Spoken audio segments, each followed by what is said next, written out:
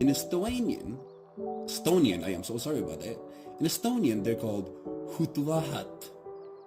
That's actually cool. It sounds like them. Hutvahat.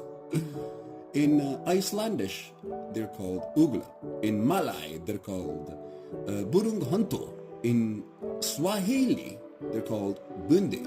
In Hindi, they're called ulu. In Bengali, they're called pencha or pensa. I could be wrong, please correct me if that. In Tamil, they're called andhai. Andhai. Oh, it suits you so much. In Telugu, they're called gudu gudu do. Gudu gudu do. Oh, gudu gudu do. This is my gudu gudu do. Oh, I love it so much.